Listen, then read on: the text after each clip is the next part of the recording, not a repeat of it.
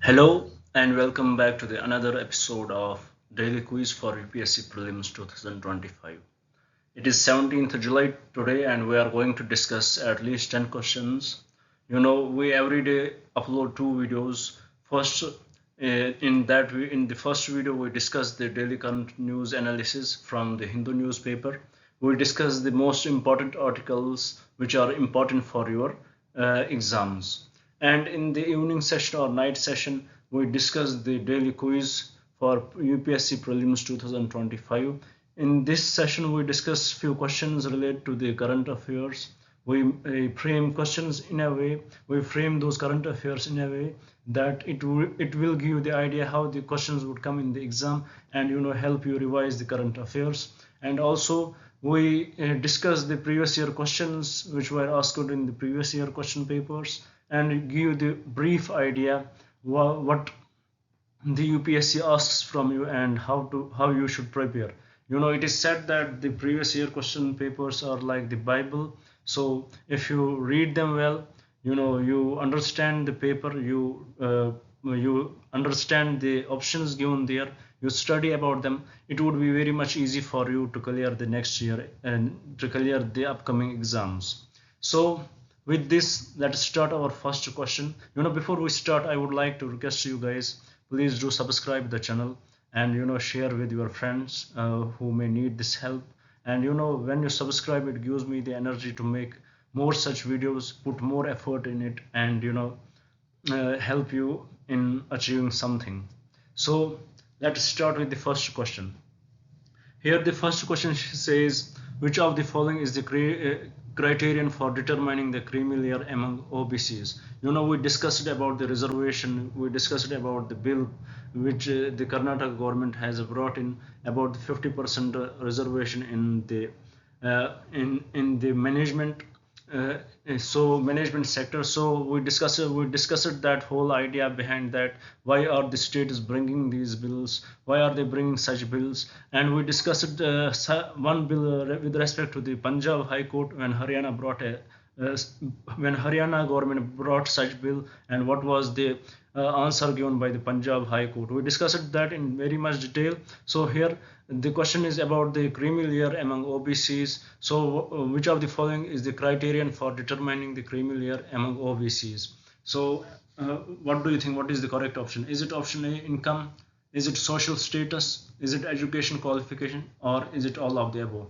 So the correct option for determining the creamy layer among OBCs is all of the above. It is income, also it is social status, it is education qualification. We see whether these other backward classes, whether how their income is, how their social status is, how their education is, then only we decide whether they should be given the reservation. So this creamy layer defines whether we should go for the reservation in OBCs or not, whether they fall in the category where we should give them the reservation. So with this, let's come to the question number 2. It says, what is the primary objective of the Make in India initiative in the defense sector? We discussed this article in detail. We discussed about the liberalization, how after liberalization it was given open, it was open to the in the investment in defense sector was open to the private sector also, and then how it was open to the foreign direct investment also. So with this in respect to the defense sector, here the question says, what is the primary objective of the Make in India initiative in the defense sector? Is it to increase defense exports? Is it to reduce defense exports? This is definitely not the correct option. Is it to enhance defense research and development? Let us see, is it to promote indigenous defense manufacturing? It is definitely the fourth option, to promote the indigenous defense manufacturing, to promote the domestic defense manufacturing, we can say in simple words. So for the question number 2, the primary objective of the Make in India initiative in the defense sector is to promote indigenous defense manufacturing. Now coming to the question number 3, it asks us which of the following sectors is not covered under the India-UAE CEPA. We discussed about it. We saw what are some of the concerns about the rules of origin, like the वो जो issue आ रहा था when they मतलब transport, when they export the gold to the India or silver to the India, the issues related to the value addition. At least they have to add value. They have to add the value at least to 3%. They are ignoring that. How they are escaping some clauses in the India UAE CEPA, and how India is suffering some tax loss in that. So with this with in respect of the CEPA with India and UAE, here are some options. Let us see what question says. It asks us what is the which of the following sectors is not covered under the India UAE CEPA. So we have to find out what are the sector, which sector is not covered under it. So let us see the options. Is it information and technology? No, it is covered in it. Is it health and pharma? It is covered in it. Is it defense and security? It is covered in it. Is it tourism and hospitality? No, it is not covered in the India UAE CEPA. So for the question number 3, it is the option D, which is the correct option. Now let's move to the question number 4. Here the question says, which of the following exams are not conducted by the NTA? It is very simple question. If you would look at it, you will definitely answer it in the best way. So we have to find out which of the following exams are not conducted by the NTA. We discussed regarding NTA. We discussed what are the proposals. For example, decentralization of exams. So with respect to NTA, here is a question. Let us see which of the following exam is not conducted by NTA. What about JEE mains? It is conducted by NTA. NEET, it is conducted by NTA. CAT, it is conducted by NTA. So it is only UPSC civil service exam which is not conducted by the NTA. So for the question number 4, the correct option would be option C. Now coming to the question number 5, here it says, what is the significance of the halwa ceremony in the context of the union budget? We discussed it during the day session when we discussed the current affairs. We discussed about the halwa ceremony. If you had watched my video, you would definitely answer this correctly. So what do you think, what is the correct option about the halwa ceremony? Is it to mark the beginning of the budget preparation process? No. Does it signify the end of the budget discussion in Parliament? Not at all. Is it the traditional ritual to mark the printing of budget documents? Let's keep it here. Is it the ceremony to facilitate the finance minister? No, not at all. Not at all. So the correct option for the question number 5 is option C. It is the traditional ritual to mark the printing of budget documents. Now let's move towards the previous year questions which were asked in the exam.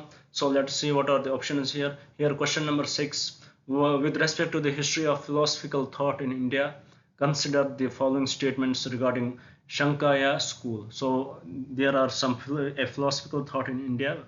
With respect to the history of philosophical thoughts in India, we have to find the following statements with regard to Shankaya, whether they are true, Shankaya school, whether they are true or false.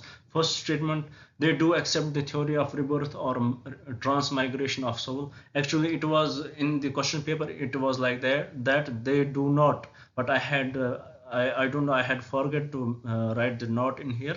So they do accept the theory of rebirth or transmigration of soul. It is 100% true. And option B, Shankya holds that it is the self-knowledge that leads to liberalization and not any exterior influence or agent. So option B is also correct. For the question number 6, both the options are correct. Then coming to the question number 7, which of the following describes best the concept of nirvana in Buddhism? A, is it the extinction of the flame of desire? B, the complete annihilation of self? C, a state of bliss and rest? D, a mental stage beyond all comprehension? Is the correct, what describes the concept of nirvana in Buddhism correctly?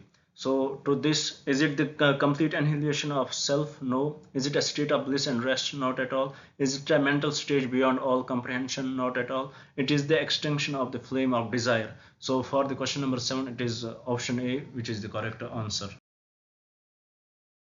Now coming to the question number 8, let's see what does it ask us.